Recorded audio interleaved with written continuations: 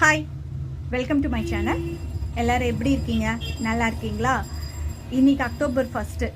இன்னிலேருந்து என்னோடய வெயிட்டை மெயின்டைன் பண்ணக்கூடிய ஜேர்னியில் ஒரு 1 இயருக்கு நான் ட்ராவல் பண்ண போகிறேன்.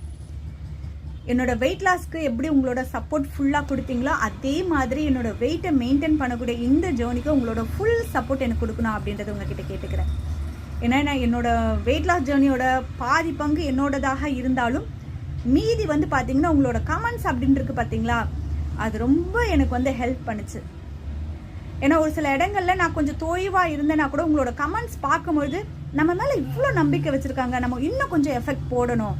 ஏன்னா ஒரு சில சமயங்களில் என்னோட வெயிட் வந்து பார்த்தீங்கன்னா ஃபஸ்ட்டு சீசன்லாம் என்னோட வெயிட் வந்து பார்த்தீங்கன்னா ஒரே வெயிட் அப்படியே வரும், இல்லைன்னா இன்க்ரீஸ் ஆகும். அந்த டைம்லலாம் சிஸ்டர் நோ ப்ராப்ளம், இன்னும் ஒரு 1 வீக்கில் நீங்கள் கரெக்டாக அந்த இதுக்கு வந்துடுவீங்க பாருங்க அப்படின்னு சொல்லிட்டு எனக்கு எனர்ஜியாக பேசினவங்க கமெண்ட்டில் நிறைய பேர். அதனால தான் அடுத்து என்னோட வெயிட் லாஸ் இதோட ஒரு சில இதுவெல்லாம் மாற்றி சீசன் 2ல் வந்து பார்த்திங்கன்னா முடிஞ்ச அளவுக்கு என்னோட எவ்வளோ எஃபெக்ட் போட முடியுமோ அவ்வளோ எஃபெக்ட் போட்டு என்னோட ஐடியல் வெயிட் வர்றதுக்கு காரணம் நீங்களும். கண்டிப்பாக உங்களுக்கு நான் தேங்க்ஸ் பண்ணி ஆகணும். ரொம்ப ரொம்ப நன்றி. வெயிட்டை குறைக்கிறது பெரிய விஷயம் அப்படின்னு நம்ம நினச்சிட்ருக்கோம். ஆனால் அதை விட பெரிய விஷயம் என்ன அப்படின்னா அந்த வெயிட்டை மெயின்டைன் பண்ணுறது தான். ஏன்னா நிறைய விஷயங்கள் மூலிமா, ஏன்னா ஒவ்வொருத்தர் ஒவ்வொரு டயட் ஃபாலோ பண்ணுவோம். அது மாதிரி டயட்டை ஃபாலோ பண்ணி நம்ம குறிப்பிட்ட ஒரு சிலர் வந்து அவங்க ஐடியல் வெயிட் வந்திருக்கலாம், ஒரு சிலர் ஓகே இதுவே எனக்கு போதும், இதை அப்படியே வச்சுக்கிட்டா போதும் அப்படின்னு நினைக்கிறவங்களும் இருந்திருப்பீங்க. ஆனால் எத்தனை பேர் கடைசி வரைக்கும் அந்த வெயிட்டை ஃபாலோ பண்ணி அப்படியே மெயின்டைன் பண்ணி இருந்தீங்க அப்படின்னு கேட்டிங்கன்னா நிறைய பேர் இல்லைன்னு தான் சொல்லுவாங்களே. ஏன்னா நம்ம தான் வெயிட்டை குறைச்சிட்டோம் இல்லையா, அதுக்கப்புறம் நார்மல் ஃபுட்டாக எடுத்துக்கலாம் அப்படின்னு சொல்லிட்டு நிறைய பேர் வந்து நார்மல் ஃபுட்டுக்கு வந்து திரும்பி அவங்க வெயிட் இன்க்ரீஸ் ஆனது தான் அதிகம். அதனால் நான் அந்த தவறு பண்ணக்கூடாது.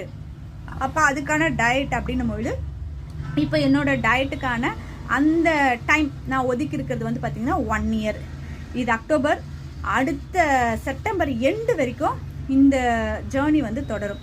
அப்போ தான் என்னோட வெயிட்டு இனி என்னோட லைஃப் எவ்வளோ நாள் இருக்கோ அது வரைக்கும் ஏறாமல் நான் அழகாக மெயின்டைன் பண்ண முடியும்.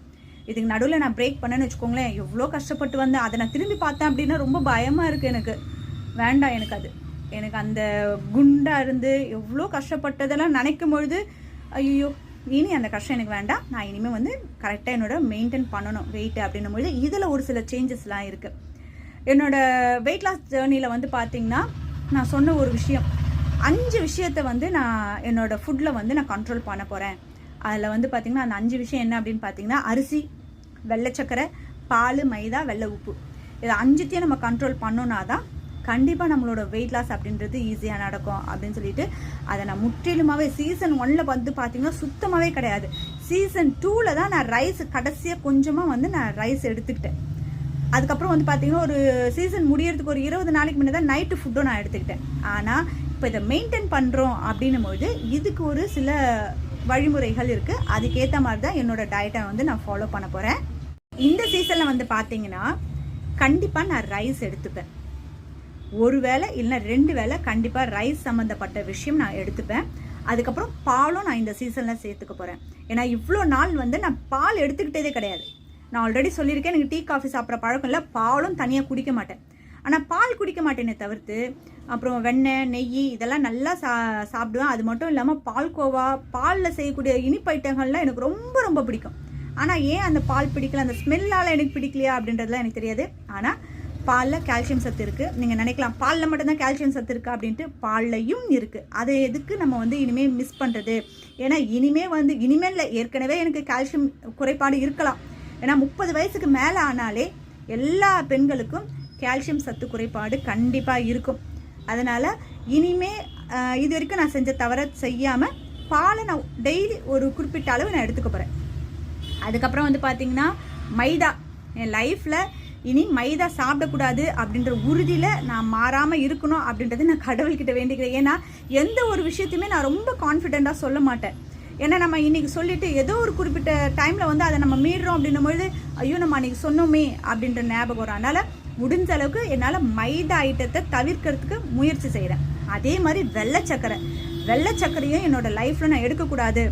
முக்கியமாக வெயிட் லாஸ் பண்ணுறவங்க நீங்கள் எடுக்காதீங்க. அதே மாதிரி வெயிட்டை மெயின்டைன் பண்ணுறவங்கள தயவு செஞ்சு வெள்ளை சர்க்கரை உபயோகப்படுத்தாதீங்க. அப்புறம் உப்பு மட்டும் நான் வெள்ளை சால்ட்டை உபயோகப்படுத்தலான் இருக்கேன். ஏன்னா வந்து பார்த்திங்கன்னா எனக்கு கல் உப்பு சமைக்கிறதுக்கு பயன்படுத்த வந்து பார்த்திங்கன்னா எனக்கு அந்த அளவு தெரியல.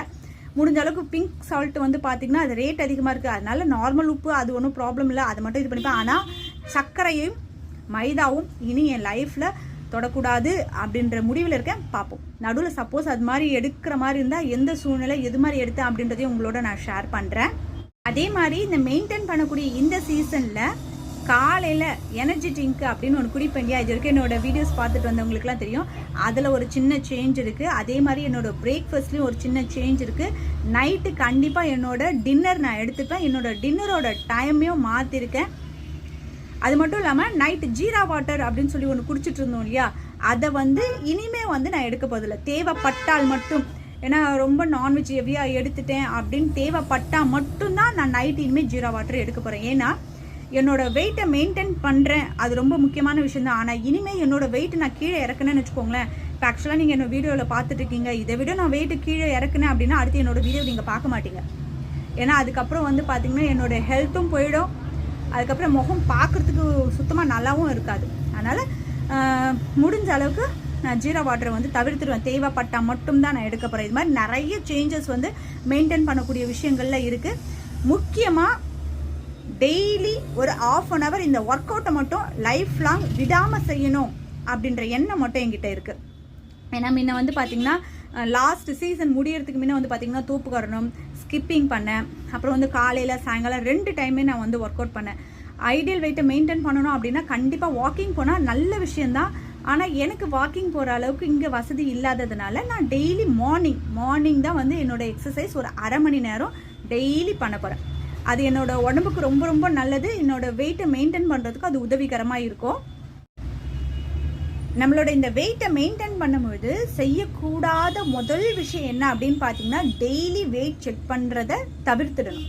ஒரு 10 நாளைக்கு ஒரு முறை வெயிட்டை செக் பண்ணி பார்த்தா போதும். நம்ம வெயிட் லாஸ் பண்ணும்பொழுது டெய்லி வெயிட்டை செக் பண்ணி பார்க்க பார்த்தீங்களா, அதுவே தவறு தான். இருந்தாலும் அது ஒரு மோட்டிவேஷனாக இருக்கும் அப்படின்றதுனால தான் அதை வந்து டெய்லி நம்ம வெயிட் செக் பண்ணி பார்த்தோம். ஏன்னா வெயிட் ரெடியூஸ் ஆகுறது அப்படின்றது 3 விதத்தில் நமக்கு ஆகும். ஒன்று வந்து பார்த்திங்கன்னா நம்ம எடை போட்டு பார்க்கக்கூடிய அந்த வெயிட்டு, இன்னொரு விதம் வந்து பார்த்திங்கன்னா நமக்கு இன்ச்சஸில் லாஸ் ஆகும், இன்னும் ஒரு சில விஷயங்கள் வந்து பார்த்திங்கன்னா ஃபேட்டில் லாஸ் ஆகும். எல்லாமே நமக்கு வந்து வெயிட்டில், ஏன்னா நிறைய பேர் வந்து பார்த்திங்கன்னா 2-3 நாள் ஒரே வெயிட் இருந்தாலோ இல்லைனா கொஞ்சம் ஏறிட்டாலோ இல்லைனா சேம் வெயிட்லேயே இருந்தாலோ நான் கரெக்டாக ஃபாலோ பண்ணுறேன் ஆனால் எனக்கு குறைய மாட்டேங்குது அப்படின்ற எண்ணம் வருது பார்த்தீங்களா.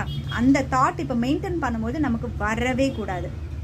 நார்மலாக நம்மளோட ஐடியல் வெயிட் வந்துட்டோம், அதை மெயின்டைன் பண்ண போகிறோம், அதுக்கேற்ற டயட்டை ஃபாலோ பண்ண போகிறோம், அது போதும்.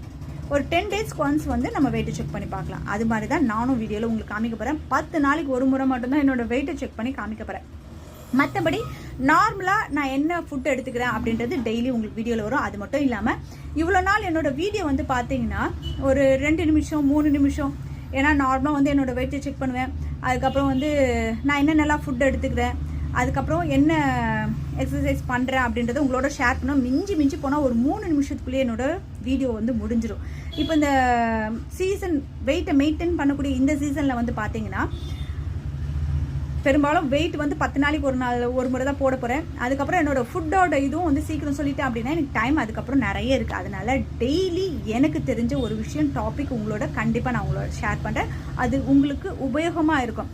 அது என்ன டாபிக்னு இப்போ கேட்காதீங்க, ஏன்னா அந்த சூழ்நிலைக்கு ஏற்ற மாதிரி என்ன டாபிக் வருதோ அதுக்கேற்ற மாதிரி டெய்லி ஒரு 30 செகண்டாவது உங்களுக்கு உபயோகமாக இருக்கக்கூடிய ஒரு சில விஷயங்களும் உங்களோட கண்டிப்பாக நான் ஷேர் பண்ணிப்பேன்.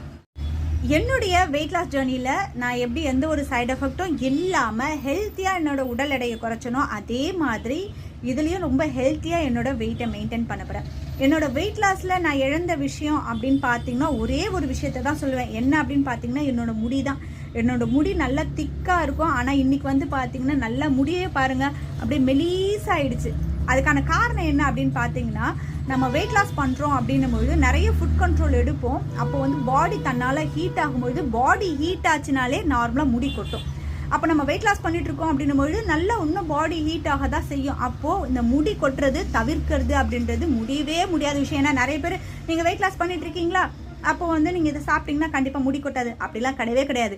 இன்றைக்கி எப்படி முடி கொட்டுதோ இதே மாதிரி தான் நாளைக்கு முடி கொட்டும். அது மாதிரி தொடர்ந்து வந்துகிட்டே தான் இருக்கும். நான் ஆல்ரெடி நான் சொல்லியிருப்பேன், வெயிட் லாஸ் ஜர்னி அப்போ உங்களுக்கு முடி கொட்டும். நீங்கள் இப்போ அதை பற்றிலாம் கவலைப்படாதீங்க.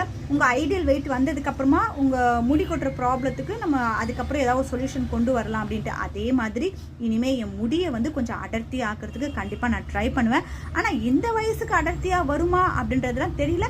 இருந்தாலும் கண்டிப்பாக நான் ட்ரை பண்ணுறேன். நான் ட்ரை பண்ணும்போது உங்களோடவும் நான் ஷேர் பண்ணிக்கிறேன். உங்களுக்கும் உபயோகமாக இருந்ததுன்னா நீங்களும் கண்டிப்பாக ட்ரை பண்ணி பாருங்கள். நாளையிலேருந்து என்னோட வீடியோ ரெகுலராக வரும், கண்டிப்பாக பாருங்கள்.